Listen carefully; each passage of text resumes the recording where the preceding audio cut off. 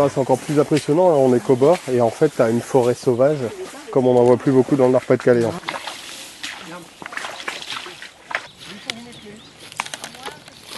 La grenouille des champs, c'est une espèce à gros enjeux de conservation, puisque c'est une espèce qui est en danger critique d'extinction en France, sur la dernière liste rouge nationale des amphibiens reptiles. Donc c'est une espèce qui est très peu présente sur le territoire national. Il n'y a que 4 stations connues pour toute la France où l'espèce se reproduit. 2 se trouvent sur le territoire du parc. Chacun des gestionnaires des sites concernés va faire des prélèvements génétiques donc sur les individus qui seront capturés. On frotte un petit peu l'intérieur de la bouche de la grenouille pour récupérer des cellules qui se trouvent dans les muqueuses buccales. Et ensuite, donc, ces tubes vont être collectés et seront envoyés au CNRS à Toulouse, où il y a un chercheur qui a été missionné pour justement traiter ces échantillons, les analyser et ensuite extraire l'ADN et faire les analyses sur ces extraits d'ADN.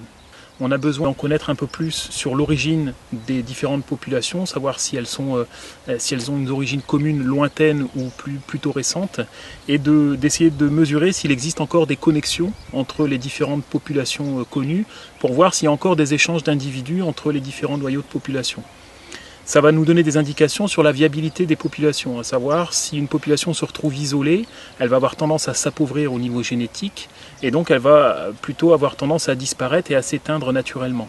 Ça va nous permettre ensuite de développer des actions et donc de mobiliser des moyens pour la préservation de l'espèce et de ses habitats. Si on se rend compte malheureusement que l'espèce est condamnée à s'éteindre parce qu'elle n'est plus connectée avec les autres populations alentours, et bien dans ce cas-là, on va revoir peut-être nos investissements à la baisse, ou alors on va travailler sur des plans de renforcement de population, avec pourquoi pas la réintroduction de nouveaux individus qui viendraient d'autres populations voisines pour permettre un brassage génétique plus important. Voilà.